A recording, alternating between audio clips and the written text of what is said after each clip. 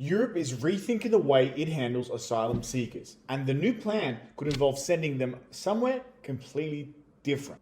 Last week, EU leaders and the United Nations met in Copenhagen to discuss outsourcing parts of its asylum process to countries outside the EU. Some call it practical and innovative, others say it's a risky and could be undermining human rights. Today, we're going to deep dive into exactly what is being proposed, why Denmark is leading the charge, and how this could reshape Europe's migration policy for the years to come. This is What Do You Think News. Subscribe now and click the bell button so you never miss our breakdowns and stories shaping Europe and the world. Now let's start with the basics.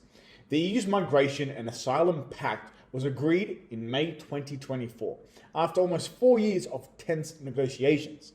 The deal introduced faster border screenings, clearer rules about which country handles an asylum application, stronger resources for border agencies, and a goal to integrate migration policy into the wider international partnerships. Sounds like a big step forward, right? But almost immediately after the pact was signed, a group of 15 EU interior ministers, reportedly led by Denmark, wrote to the European Commission. What was their message? The EU needs to think outside of the box to tackle irregular migration. Denmark is in a unique position here. It has an opt-out from the EU's area of freedom, security, and justice, meaning it's not bound to the pact's rules, and it has long taken a tough stance on migration.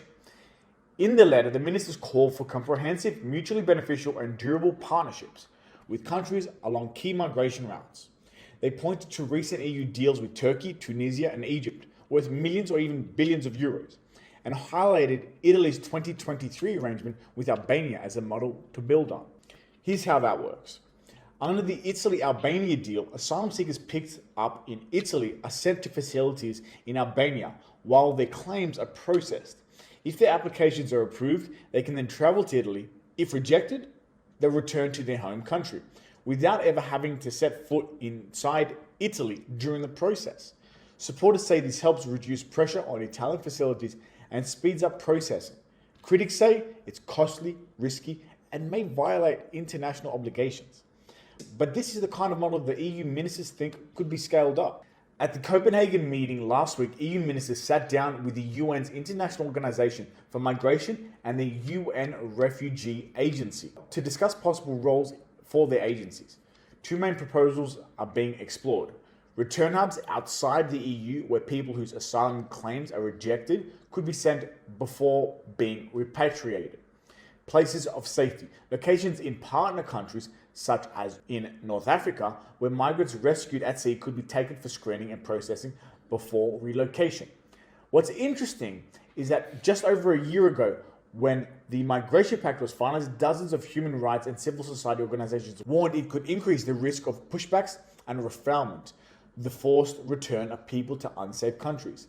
Yet now, the UN agencies themselves are at the table exploring how they might be involved. Part of the reason this is moving so quickly is Denmark's new role in the EU. On July 1st, Denmark took over the rotating 6-month presidency of the Council of the EU. Its top priorities? A secure Europe and a competitive and green Europe. Denmark's immigration minister has made it clear they want an agreement on return policy before their presidency ends in December. And other EU ministers are broadly supportive of advancing these talks. In its official presidency program, Denmark says it will work on innovative solutions to control irregular migration, specifically by pushing changes to the safe third country rules. Here's why that's important. Under current EU law, a member state can reject an asylum application if the applicant could have sought protection in a safe third country, usually one they traveled through. But the state has to prove that direct connection. The European Commission's new proposal would remove that requirement. If a country is deemed safe and has an agreement with the EU state, it could take asylum seekers even if they've never set foot there before. Think of the UK's now cancelled Rwanda scheme, except on an EU-wide scale. This change still needs approval from both the Council of the EU and the European Parliament. While many governments are on board, opposition is expected from the Parliament's left-leaning groups, the Socialists and Democrats, the Greens, EFA, and the Left. all of which have a history of opposing outsourcing asylum responsibilities. Human rights groups are also pushing back. In May, 52 organizations signed a joint letter accusing the EU of trying to dodge its legal duties and dump responsibility onto other countries. Here's the big shift. Asylum outsourcing is no longer political poison. The UK's Rwanda plan was widely ridiculed. France's President Macron even called it a betrayal of European values. But at the EU level, the idea is being openly discussed, even by countries like Germany, whose interior minister recently said, protection by the EU does not necessarily have to mean protection in the EU. Still, these schemes don't come cheap. Reports suggest Italy's offshore centers in Albania cost about 7 times more than keeping people in Italy. And because this is all so new, there's no hard evidence yet that outsourcing will reduce migration flows. So the question becomes, is this about efficiency, deterrence, or politics? And if it is politics, is it worth the price tag? What's certain is that asylum outsourcing is now firmly on the EU's agenda. And with Denmark leading the council until the end of the year, we can expect major developments and possibly new deals in the next few months. So, is this a smart way to manage borders or a dangerous step backwards for human rights? Let us know what you think in the comments. We read them all and might feature yours in a future video.